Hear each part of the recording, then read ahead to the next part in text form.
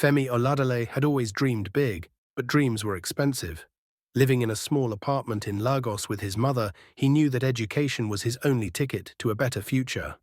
When he received the letter confirming his full scholarship to Kingsworth Academy, the most prestigious school in the city, he couldn't believe it. His mother held the letter with trembling hands. "Femi, this is your chance. Show them what you're made of." Excitement turned into anxiety as he stepped onto the grand campus. Surrounded by students in designer clothes, Femi felt like an outsider.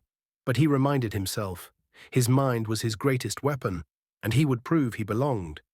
Femi's first day was nothing like he expected. The students whispered as he walked past, his second-hand uniform making him stand out.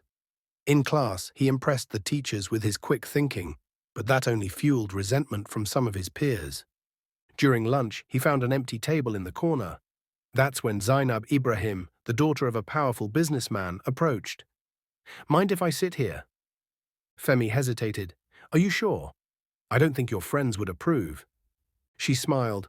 "I make my own decisions." Their friendship began that day, but it also sparked whispers and jealousy among their classmates, especially from Tunde, the school's most influential student. The first encounter with Tunde Adisa, the son of a senator, prided himself on being the unofficial leader of Kingsworth Academy. Seeing Zainab with Femi irritated him. "So you're the scholarship kid," he sneered, cornering Femi in the hallway. "Don't get too comfortable. This school has a way of showing people where they really belong." Femi clenched his fists but held back. He had faced worse in life. "I belong anywhere I work hard enough to be." Tunde smirked. "We'll see about that." Zainab warned Femi later, "Tunde doesn't like being challenged. Be careful." But Femi wasn't going to let anyone intimidate him, not even Tunde. As weeks passed, Femi and Zainab grew closer. She admired his intelligence and determination, while he was drawn to her kindness and curiosity.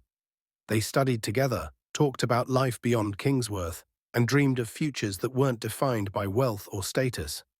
But not everyone was pleased. Tunde and his friends spread rumors mocking Femi's background. "He's after your money, Zainab," they said. She dismissed them. "Femi doesn't care about that. Unlike you, he actually values people." Still, Femi could feel the weight of their scrutiny. Could love truly rise above social barriers, or was he chasing an impossible dream? One evening, Femi found his locker vandalized, his books torn, a cruel note inside. "Go back where you belong." Zainab was furious. "This is Tunde's doing. You have to report him." Femi shook his head. "Number, I'll prove my worth in my own way." The upcoming academic competition was his chance. If he won, no one could question his place at Kingsworth.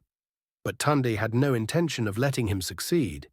The annual Kingsworth Academic Championship was the biggest event of the year. Students competed in mathematics, science, and literature, vying for the top spot. Femi saw it as his chance to silence his critics. Tunde, however, had other plans. He spread rumors that Femi had cheated to get into Kingsworth. Some students started whispering behind his back. Even the teachers began watching him closely. Zainab stood by him. "You'll win fair and square. Show them." The competition was intense. Tunde was a strong opponent, answering questions with confidence. But Femi was sharper, countering with well-researched responses and quick calculations. In the final round, the tension was high. When Femi answered the last question correctly, the room fell silent before erupting in applause. He had won. Tunde, however, stormed out. His pride wounded, he plotted revenge. During a school event, Tunde arranged for a video of Femi's small apartment to be played for everyone. Laughter filled the hall. Femi felt exposed, but Zainab grabbed his hand. "Hold your head high. They can laugh, but they'll never be as strong as you." The humiliation hurt, but it fueled Femi's resolve to succeed even more. Zainab's father had heard about her growing closeness with Femi. He called her home and warned her. "That boy has no future. You must cut ties." She refused. "Femi is more than where he comes from." Her father was unmoved. "If you continue with this, there will be consequences." The pressure grew. Femi started questioning if his love for Zainab was worth the struggles. He focused more on academics, distancing himself from her. Zainab confronted him. "Are you giving up?" Maybe I should. Maybe your father is right. She shook her head. You're stronger than this. Determined to prove himself, Femi doubled his efforts. He started winning more competitions, earning scholarships and recognition beyond Kingsworth. Tunde's influence began to wane as Femi's achievements outshined his schemes. Even Zainab's father took notice. Determined to prove himself, Femi entered the national science competition, facing off against Tunde once again. With everything on the line, he delivered an exceptional performance, winning first place. Tunde, defeated and humiliated, lost his grip on Kingsworth's social hierarchy. After his loss, Tunde began to re-evaluate his actions. He apologized to Femi, realizing that his wealth didn't make him superior. Femi, though wary, accepted his apology, proving that true strength lies in forgiveness. Zainab confronted her father, declaring her independence. I choose my future. Money doesn't define people. Character does. Her father, though reluctant, respected her decision. Femi secured a prestigious scholarship abroad. Zainab built a successful business. Tunde worked on rebuilding his reputation. Their experiences shaped them, proving that resilience and determination overcome obstacles. Years later, Femi, now a renowned engineer, returned to Kingsworth as a guest speaker.